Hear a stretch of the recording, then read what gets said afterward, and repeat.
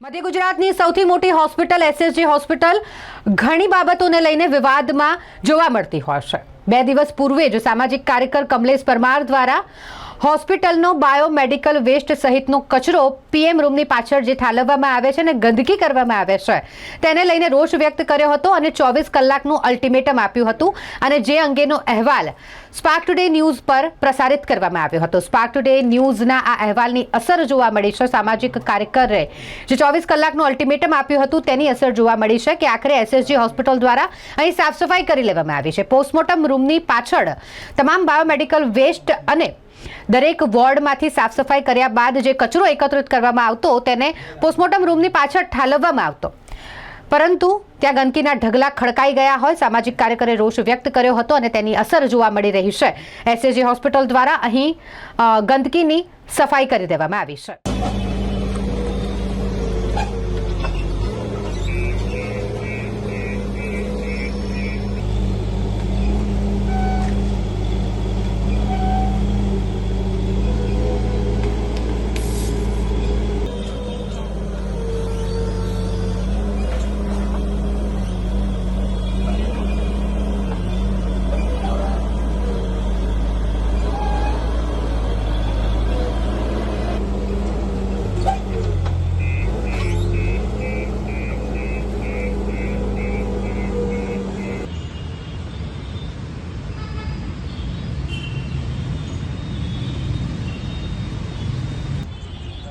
મધ્ય ગુજરાતની સૌથી મોટી હોસ્પિટલ અને નાગરિકોના આરોગ્ય સાથે ચેડા થતા હોય તેમ સ્પષ્ટપણે જોવા મળી રહ્યું છે।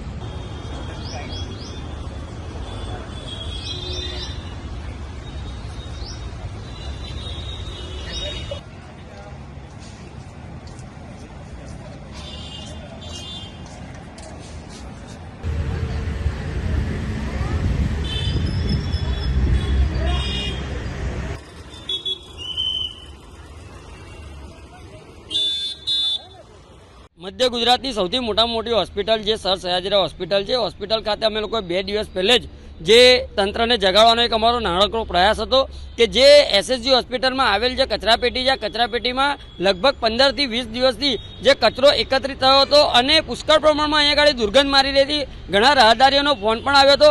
ત્યારબાદ સ્પાર્ક ટુડે ન્યૂઝના અહેવાલ બાદ આજે તંત્ર સફાળું જાગ્યું છે। હાલમાં જે એસએસજી હોસ્પિટલમાં જે સ્વચ્છતા એકદમ કમ્પ્લીટલી થઈ ગઈ છે, ત્યારે હું એસએસજી હોસ્પિટલના સુપ્રિન્ટેન્ડન્ટ સાહેબ સાથે આરએમઓ સાહેબ અને વડોદરા મહાનગરપાલિકા કોર્પોરેશનના જે તે જવાબદાર અધિકારીઓનો પણ હું ખૂબ ખૂબ આભાર માનું છું। સાથે જ હું આપના ન્યૂઝના માધ્યમથી અપીલ કરું છું કે એસએસજી હોસ્પિટલ અને જે કોર્પોરેશન છે આ બંને સંકલન મિટિંગ કરી અને ચોક્કસથી આનું વહેલામાં વહેલી તકે નિરાકરણ લાવે અને વારંવાર જે કચરો અહીંયા ગાડી પુષ્કળ પ્રમાણમાં જ્યારે અહીંયા ગાડી રહેતો હોય તે તાત્કાલિક ધોરણે ઉપાડી લેવામાં આવે તેવી અમારી ખાસ માંગણી છે।